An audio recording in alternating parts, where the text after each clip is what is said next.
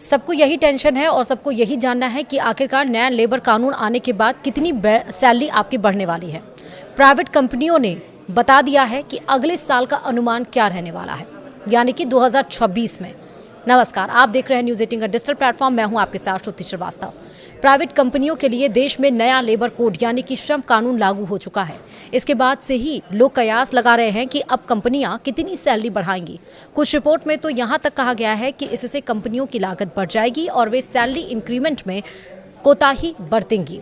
फिलहाल इन सभी कयासों पर विराम लगाने वाली एक रिपोर्ट सामने आ गई है। इसमें बताया गया है कि अगले साल कंपनियां कितनी बढ़ोतरी अपने कर्मचारियों की सैलरी में कर सकती हैं। ग्लोबल परामर्श कंपनी मर्सर ने वेतन पर अपनी एक सर्वे रिपोर्ट जारी की है। इसमें बताया गया है कि देश में निजी क्षेत्र के कर्मचारियों के औसत वेतन में अगले साल करीब 9% की बढ़ोतरी होने की संभावना है। इस दौरान कंपनियां बोनस, कौशल और प्रदर्शन को भी ज्यादा अहमियत देंगी।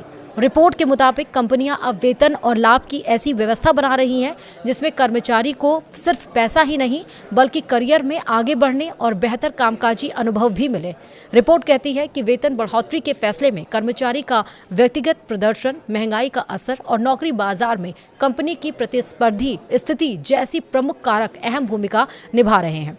इस सर्वेक्षण में 1500 से ज्यादा कंपनियों और 8000 से अधिक पदों का विश्लेषण किया गया है। अब अल्पकालिक प्रोत्साहन यानी कि प्रदर्शन से जुड़े बोनस पर ज्यादा जोर दिया जा रहा है। साथ ही कंपनियां कौशल पर आधारित सांगठनिक ढांचे की तरफ कदम बढ़ा रही हैं ताकि जरूरी और दुर्लभ कौशल वाले कर्मचारियों को बेहतर पहचान और भुगतान मिल सके।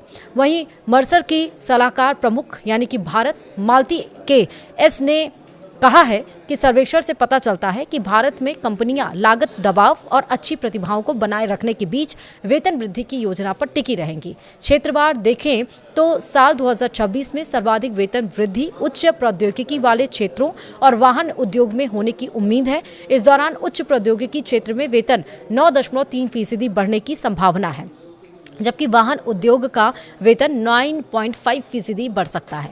वहीं सूचना प्रौद्योगिकी यानी कि आईटी से जुड़ी सेवाएं यानी कि आईटीएस और वैश्विक क्षमता केंद्रों यानी कि जीसीसी के कर्मचारी सुविधाओं और खुशहाली के मामले में आगे बने हुए हैं। डिजिटल बदलाव, कृत्रिम मेधा यानी कि एआई और उत्पादकता की बढ़ती जरूरतों के चलते कर्मचारियों के कौशल आधारित भुगतान का रुझान तेज हुआ है। रिपोर्ट में यह भी कहा गया है कि नए श्रम कानूनों के लागू होने से सामाजिक सुरक्षा और स्वास्थ्य सुविधाएं अधिक मजबूत होंगी। वीडियो में इतना ही। नमस्कार।